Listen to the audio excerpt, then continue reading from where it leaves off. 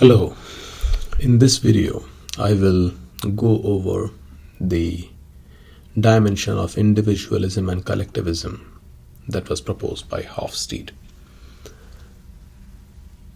This dimension of individualism and collectivism is pretty simple,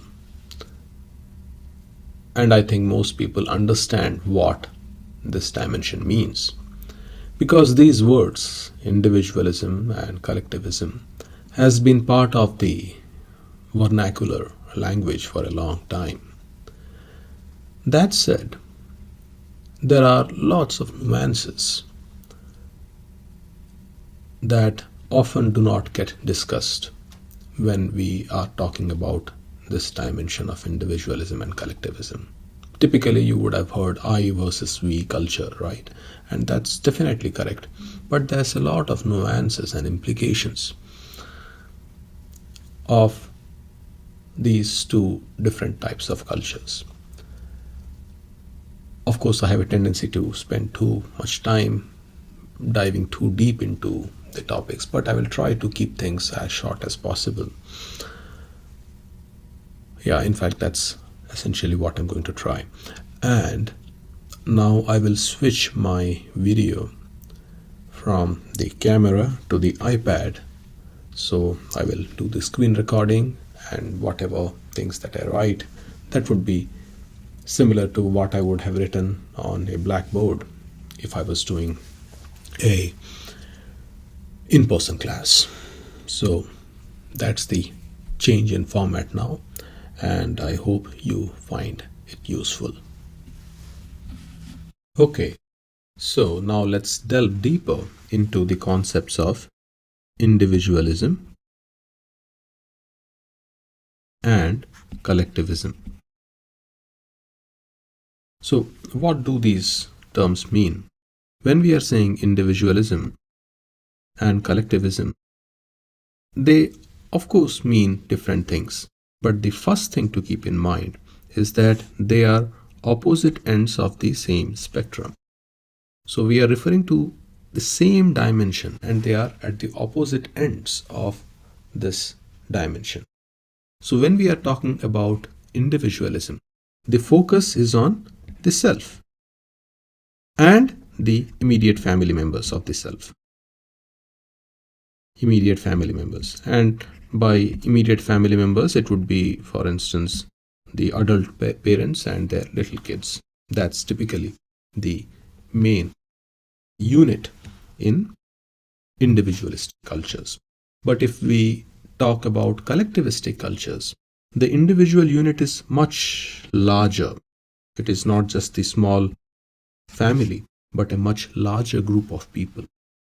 And that could be family, yes, but not just the immediate family, but rather the extended family. So the adult parents, their kids, the older parents of, meaning the grandparents from both the sides of the family. Then they have the cousins, the uncles, the aunts from, again, both sides of the family. So, and they all are a unit. So they are considered a strong, integrated kind of group.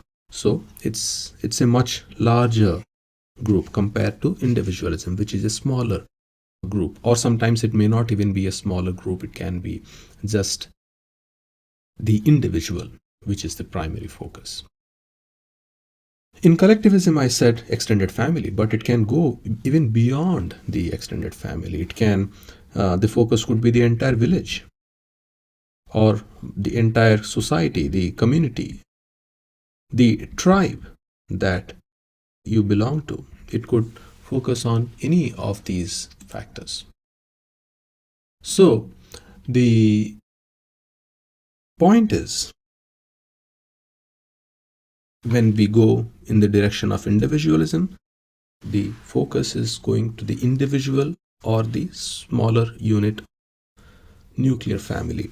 When we are going in the direction of collectivism, we are going in the direction of larger groups. where people identify with the larger groups. And that larger group could be extended family, village, society, tribe, or some major organization, howsoever we define it. So that's the key difference when we are talking about these two dimensions of individualism and collectivism. So if I look at the definition, individualism is a society in which ties between individuals are loose. Everyone is expected to look after herself or himself and the immediate family, which would be father, mother, and children. Whereas in collectivism are those societies in which individuals are deeply integrated into strong in groups, like their family, extended family, village, or tribe, from the moment they are born. So that's the very simple definition of individualism and collectivism. And you would have heard that individualism is the focus is on I, and in collectivism the focus is on we. That's again right, because that's what you primarily identify with. And the we here is not just a small we, but a large group of people. Now that's the definitions of individualism and collectivism. How does this get manifested in real cultures? If the focus is on just yourself or on your own immediate family members, then that would lead to the development of a society which would be very different than the collectivistic society where you identify with a much larger group of people.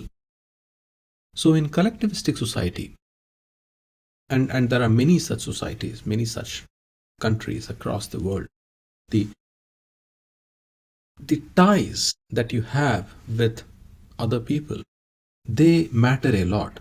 The ties that you have. So the connection that you have with each other, these things matter a lot. What binds us together, that plays paramount importance. So because of that, then are expected to prioritize the needs of the people with whom you are tied. So in this case, they could be your extended family members, the community that you belong to. So there's a lot of interdependence. People can bank upon each other to take care of each other.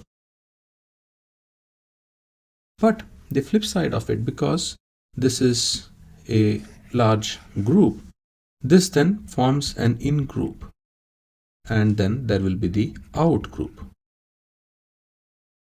So within the in-group, you will see a lot of cohesion, lot of harmony, or people working hard to make things work with each other.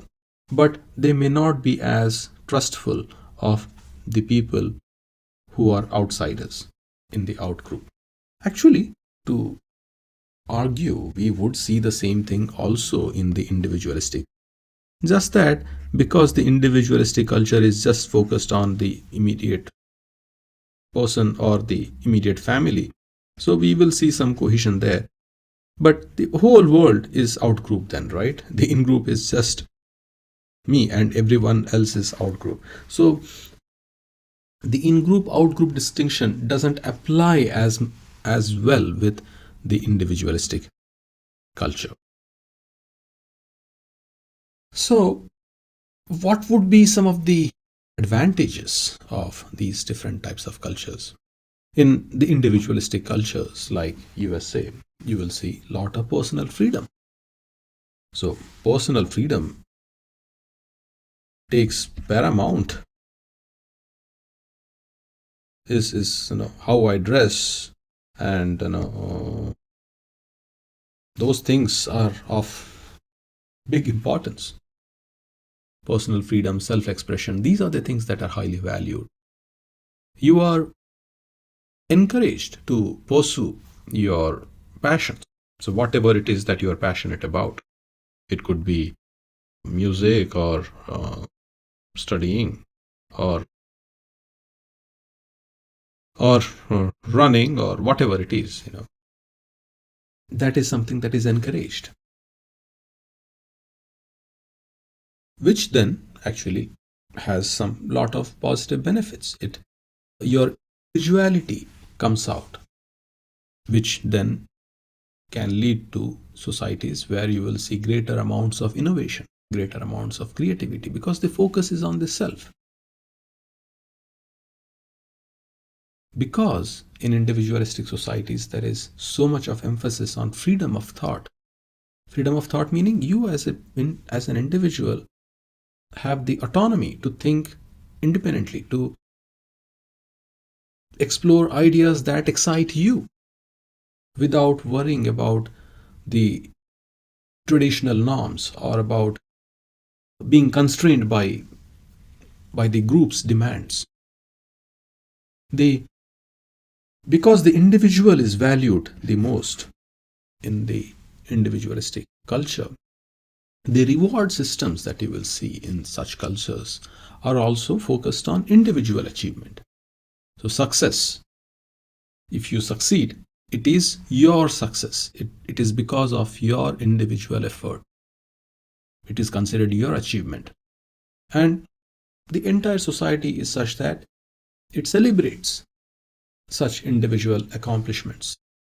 When you see other successful individuals, you get motivated, you get inspired.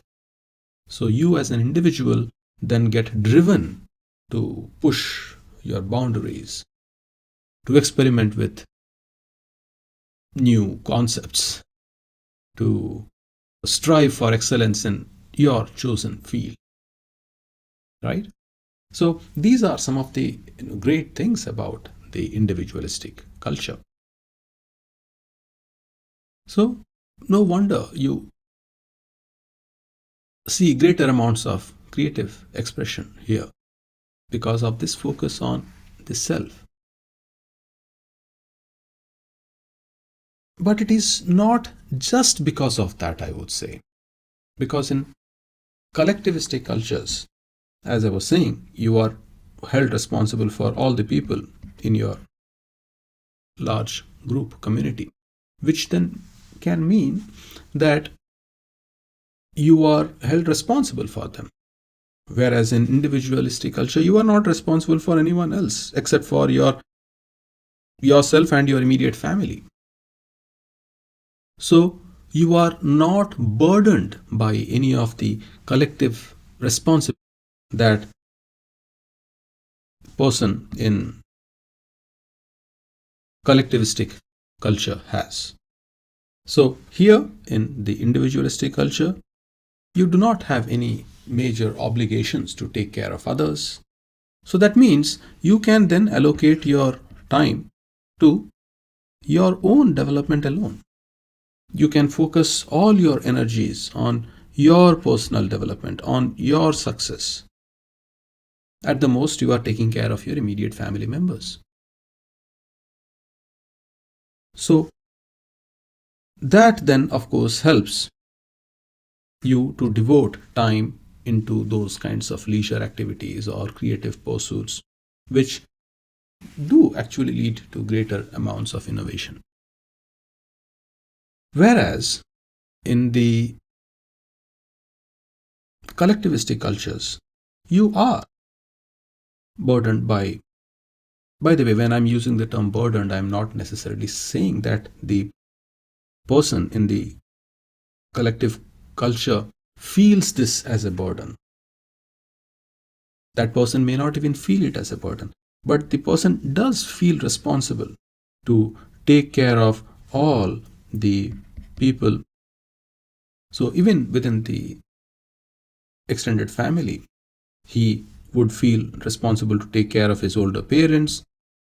And you can imagine then that does take up your time, take up your resources. So you will not have as much energy left for pursuing your own path, your own self-expression. those become secondary. Now, what I just shared, that may give the impression that the individualistic cultures are then great and collectivistic cultures are bad. But of course, that is far from truth, because everything comes in a package. So there are advantages of individualistic culture. There are advantages of collectivistic culture as well. And on the other side of the argument is also that there are disadvantages of the individualistic culture and disadvantages of the collectivistic culture. So, what are some major disadvantages of the individualistic culture that you would see? You would see a greater sense of isolation. Because since the focus is only on the self, you are not connected with others, or there are no such connections with, or these connections are weak ties, they are not strong ties.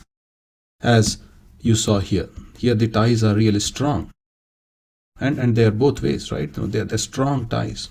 But here the ties are weak in individualistic culture. So you then experience a greater sense of isolation. You feel disconnected with people. You don't feel like you have enough social support, which then means you tend to see greater prevalence or incidence of depression in cultures. People are depressed. Social isolation is one of the primary causes. You tend to feel depressed, and that is something that you will see more often in individualistic cultures.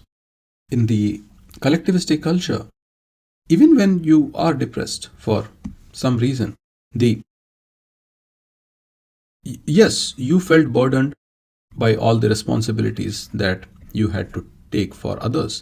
But then when you are in difficulty, everyone else is there to support you. Everyone else is supporting you. So you don't feel that you lack any social support. You don't go into loneliness and despair as easily. So that would be one of the other reasons why you would see less depression in the collectivistic cultures.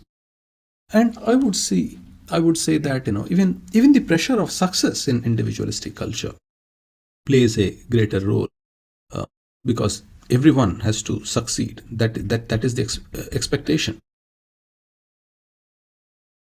But then, of course, not everyone can succeed, at least to the extent that you aspire to succeed. And then we have a discrepancy. The expectation of success is at this level, but you are succeeding only up to this level. So this between expectation and reality, that continues to put a lot of pressure on you, and then you feel like a failure, especially if you think that that gap cannot be bridged, that gap cannot be shortened. Then you feel like a failure, and you may feel. I think I should touch on two quick more points. So when I said the focus on success and competition, so in individualistic culture, the competition is between people or between individuals. I'm competing with you for the same promotion. That's the kind of thing. So competition between individuals, because the focus is on individuals. So competition is also between individuals. Do we not see that individual level competition in collectivistic cultures? Yes, we do see. But a bigger form of competition that we would see is competition between the in-group and the out-group. Because the identity is with respect to the extended group with which you identify. There may be large extended groups of family that may be in conflict with each other. But you may not see such things as much in an individualistic culture. Why? because each person within those families is more of an individual with his or her own independent thinking and may feel no obligation to support one's extended group because you consider yourself as the primary unit. You are the independent thinker. So, those are the kinds of differences that we would see. Another point that I would like to emphasize is the difference in the communication styles. So, communication styles. So, in I should probably start with the collectivistic culture. Here we see high context communication style, and here we see low context. And this is something that is discussed in other models as well, but I think we should discuss this here because I think these differences in communication styles can be attributed largely to collectivism and individualism. At least that's what I would argue. So, to explain this, let me give an example. Close friends, for instance, who have known each other for years. If you are in such a group of close friends, you would over time develop, shorthands of communication. And by that I mean you will be able to understand each other's inside jokes, the subtle gestures. You may even be able to finish each other's sentences without needing explicit explanations. That is the example of high context communication. So you don't have to spell everything out in detail. And why do we see high context communication in collectivistic societies? Because people here, they share a lot of history with each other. They do invest a lot of time communicating with each other. So there is a lot of implicit understanding between all of them. So you will see this high context style of communication or more of such communication in the collectivistic cultures. Whereas in the individualistic cultures, you could equate that with the communication, for instance, you have with your acquaintances, whom you have met maybe at some networking event. The communication here would be more formal. And in fact, I would say it would even be very verbose. You have to express everything in words. Even the exchange of pleasantries that you see often in United States, like, hey, how are you? Hey, how are you? Those pleasantries that are exchanged, they have to be exchanged in order to develop little bit of rapport with each other. But that isn't necessary in collectivistic societies. To an outsider, it may seem like they are not friendly with each other, but actually they are more friendly. They don't even need to have these pleasantries for them to connect with each other at a deeper level. So in the individualistic culture, there is limited shared context. They don't have as much of shared history and people in this societies. So there isn't that deeper understanding between the members in this society. So naturally then, the communication has to be more explicit. The communication has to be more explicit even at the rapport development stage. That need not be the case in high context collectivistic societies. You don't have to ask somebody, how are you? You know just by looking at that person, how the person is, and you change your approach to communicating with that person accordingly. So these are some of the crucial differences that you will see between individualistic and collectivistic cultures. I probably should also speak briefly about why do we see such big differences in cultures. And if you think about it, there can be numerous reasons. Of course, there are historical reasons, as is something that I had discussed when I was discussing power distance. So migration patterns, when people migrate from, and especially if the migration is happening at an individual level or at a small family unit level, once they are removed from their core background and they are situated now in a different society, of course they do not have that deeper connection with other people in the society. They do not have that shared history that they had with the people whom they left. So United States is a country of migrants, right? So over a period of time, over the years, then you can imagine it led to the formation of more individualistic values. And the economic system, the capitalistic system, also supported this form of individualistic thinking. So I'm not saying capitalism is the cause of individualism.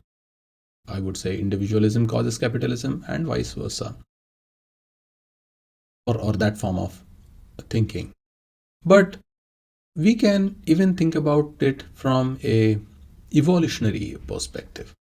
Social group survival, the more traditional societies, you will see collectivism. Why? Because from a evolutionary perspective, you needed support from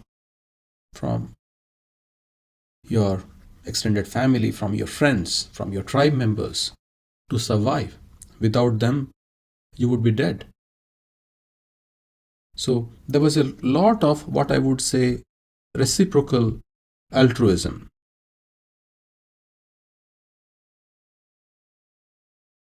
People helped each other, people supported each other, and they cooperated with each other, and that's how those societies worked.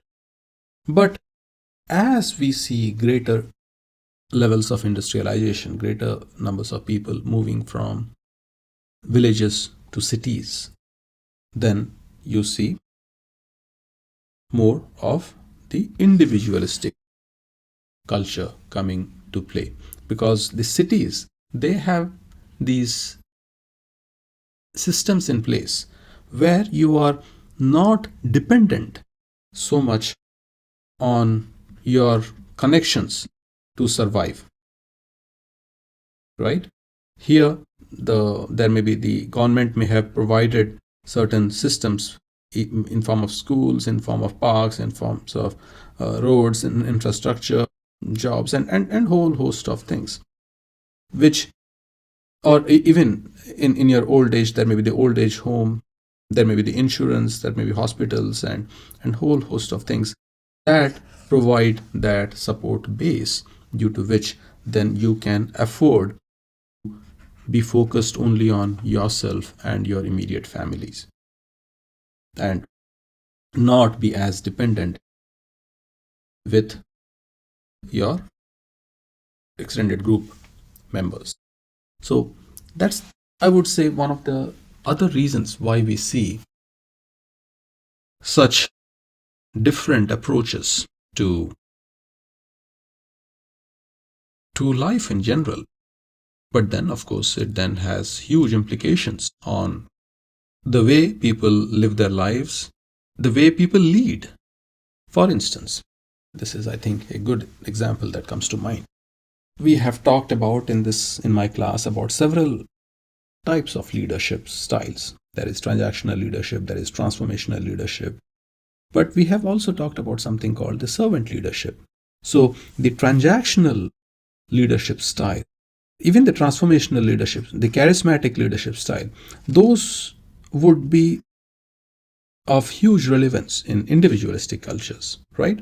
But in the collectivistic culture, servant leadership, because you are serving the people in your community, and they in turn are serving you. So there is an attitude of trying to serve your greater community.